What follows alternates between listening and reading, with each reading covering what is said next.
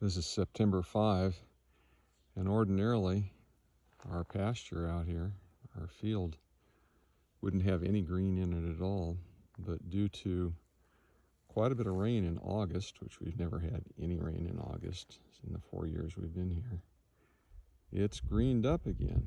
That's pretty amazing. But what I really want to show you is the greenhouse. And this is our second season using this greenhouse. I built it last year in the spring. And we've got, of course, the zucchini here. There's some arugula. Just looking from the outside here right now. Got some Roma tomatoes, lots of Roma tomatoes growing up there and behind. And we've got, this is celery growing here very nicely. Some of it's over 2 feet high. I'd say about 2.5 feet high. And you see down on the ground there's some spaghetti squash and more hanging up over there. And then there's beans. Lots of pole beans this year. You can see some of them there. I picked 3.5 pounds of beans off the plants this morning, just a little while ago. And I almost needed a ladder to get to some of them. Anyway, here's some tomatillos. Lots of those growing. The bees seem to really like the blossoms on the tomatillos. Tomatillos, I think is how you pronounce it. And there's some peppers at the end there. There's actually quite a bit of fruit on those peppers. Just they're in the foliage there, can't quite see them very well from the outside. I'm going to go around to the door. We'll go inside. And take a look. Get my clothes out of the way. This is the tomato aisle. It's mostly tomatoes. You see some squash hanging down, but that's from another aisle over here. Yeah, that's our water system there. Each plant gets watered individually every night for 4 or 5 minutes. Going down the aisleway here, again we see the tomatillos. Lots of tomatoes growing here, and squash above the tomatoes that's coming from another aisle, another row I should say. These are butternut squashes, which are not planted on this side. They're planted clear on the back side of the greenhouses. The greenhouse is 20 feet wide. This comes from the whole other side. Going on down further, you can see green beans. Not seeing as many on the vine right now because I just picked them, like I said. Lots of butternut squash all over the place. And tomatoes down below. Here's the spaghetti squash we saw from the outside. These are, I believe these are ripe, ready to pick right there. Butternut squash, which are planted right here. But one of the butternut squashes is clear over there. See that big one right over there? That's a butternut squash also. And it seems to be bigger than these, but it's coming from the same vine.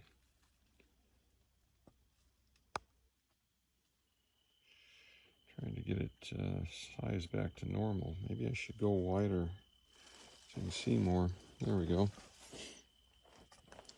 Again, more tomatoes. There's there's over 40 tomato plants. They're doing really well. And looking up, that ceiling there is about 9 feet high, and you can see the tomatoes pushing up against the top, along with the squash is right up against the ceiling as well. Some of the spaghetti squash that's coming from the other side. And there's not just spaghetti squash there and butternut, but there's also, what is that, blue, I forgot the name of it. Maybe it'll come to me in a minute. Big squash. More There's that arugula down there. It's gone. It's bolted a long time ago. I need to replant it. I think we can get some more greens this fall. There's the zucchini. And again, you can see the green beans up here clinging to the roof rafters.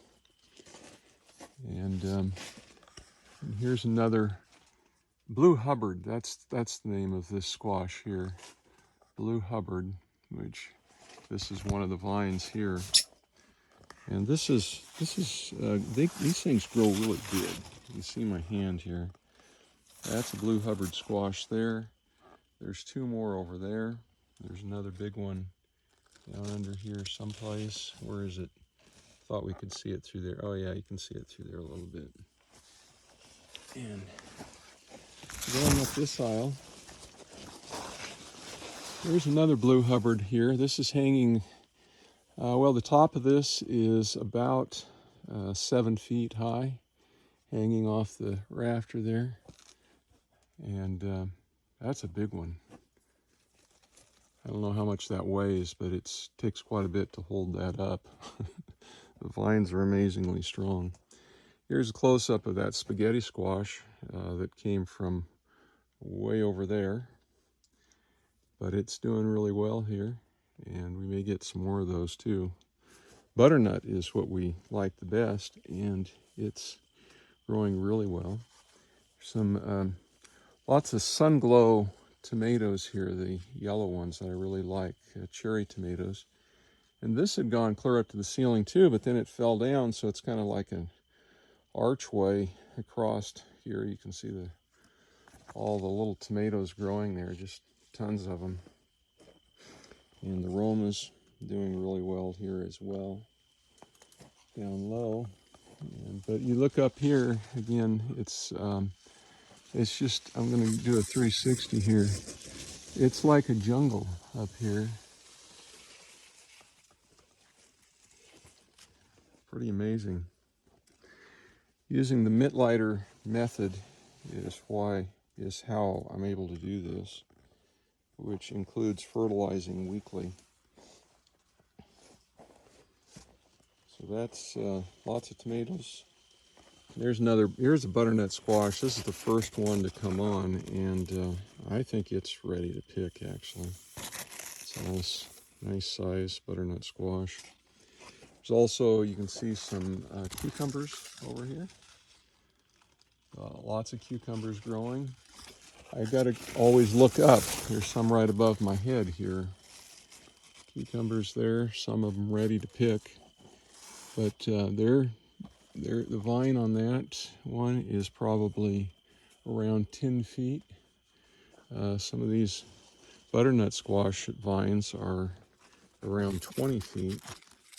There's a nice cucumber ready to pick. A little past ready. I gotta pick that next. And then there's some melon here, type of cantaloupe, Crenshaw. I think that may be ready to pick there. I'm not sure. But that's a nice one. There's another good one growing over there. There's several more.